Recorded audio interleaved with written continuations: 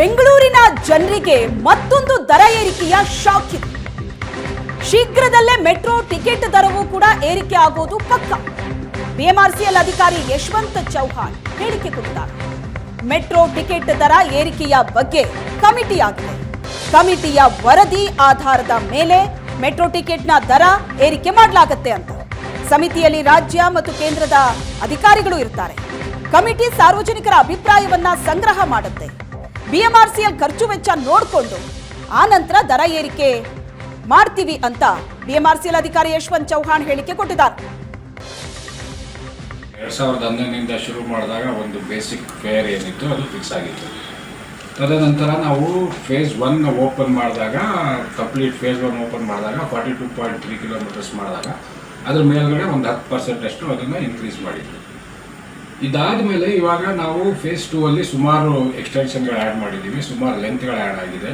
ಇವಾಗ ರೀಸೆಂಟಾಗಿ ನಮ್ಮ ರೀಚ್ 1 ಎಕ್ಸ್ಟೆನ್ಷನ್ ಕಂಪ್ಲೀಟ್ ಆಗಿದೆ. ಇವಾಗ ಮತ್ತೆ ನಾವು ಸದ್ಯದಲ್ಲೇ ನಮ್ಮ ನಾಗಸಂದ್ರ ಟು ಮಾಧವರ ಎಕ್ಸ್ಟೆನ್ಷನ್ ಆಗ್ತದೆ.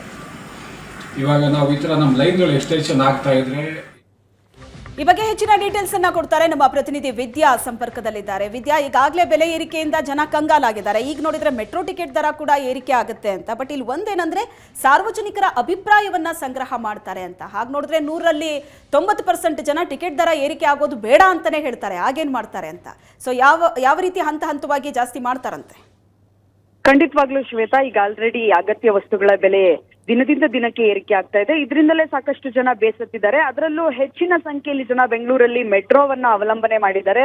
ಎಲ್ಲರೂ ಕೂಡ ಬೆಳಗ್ಗೆ ಆದ್ರೆ ಆಫೀಸ್ಗೆ ಬೇಗ ಹೋಗಬೇಕು ಅಂತ ಹೇಳಿದ್ರೆ ಮೆಟ್ರೋದಲ್ಲಿ ಹೋಗುವಂತದ್ದು ಸರ್ವೇ ಸಾಮಾನ್ಯ ಆಗಿದೆ. ಆದ್ರೆ ಈಗ ಮೆಟ್ರೋ ದರ ಏರಿಕೆಗೆ ಈಗ ಆಲ್ರೆಡಿ ಬಿಎಂಆರ್ಸಿಎಲ್ ಯೋಚನೆಯನ್ನ ಮಾಡ್ತಾ ಇರುವಂತದ್ದು. ಅದಕ್ಕಾಗಿ ಈಗ ಆಲ್ರೆಡಿ ದಿ ಫೇರ್ ಫಿಕ್ಸಲ್ ಕಮಿಟಿಯನ್ನ ಕೂಡ ಈಗ ಆಲ್ರೆಡಿ ಮಾಡಿದ್ದಾರೆ. ಸೊ ಆ ಕಮಿಟಿಯಲ್ಲಿ 3 ತಿಂಗಳ ಕಾಲ ಕಮಿಟಿಯಲ್ಲಿ ಚರ್ಚೆ ಆಗುತ್ತೆ. ಈಗ ಆಲ್ರೆಡಿ ಒಂದು ಸುತ್ತಿನ ಸಭೆ ಕೂಡ ಬಿಎಂಆರ್ಸಿಎಲ್ ಅಲ್ಲಿ ಆಗಿರುವಂತದ್ದು.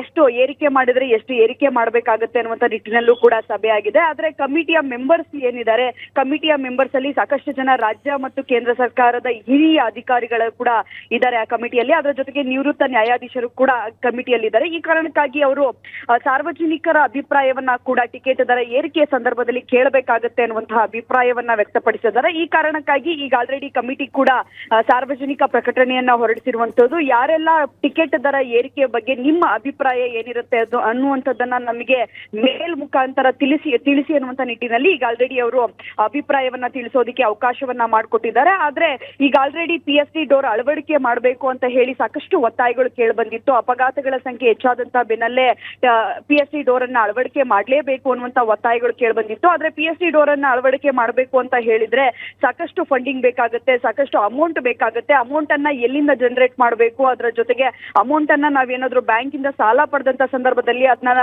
ಯಾವ ರೀತಿ ತೀರಿಸಬೇಕು ಅನ್ನುವಂತ ನಿಟ್ಟಿನಲ್ಲಿ ಸಾಕಷ್ಟು ಚರ್ಚೆಯನ್ನ ಬಿಎಂಆರ್ಸಿಎಲ್ ಅಲ್ಲಿ ಈಗ ಆಲ್ರೆಡಿ ಮಾಡಿದ್ರು.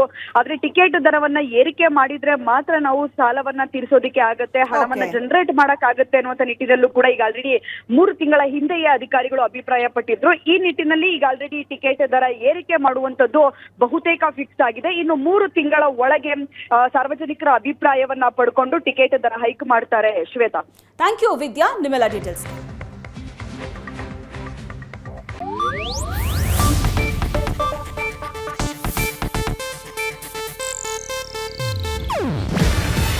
ಇದು ಏಷ್ಯಾನೆಟ್ ನ್ಯೂಸ್ ನೆಟ್ವರ್ಕ್ ಪ್ರಸ್ತುತಿ.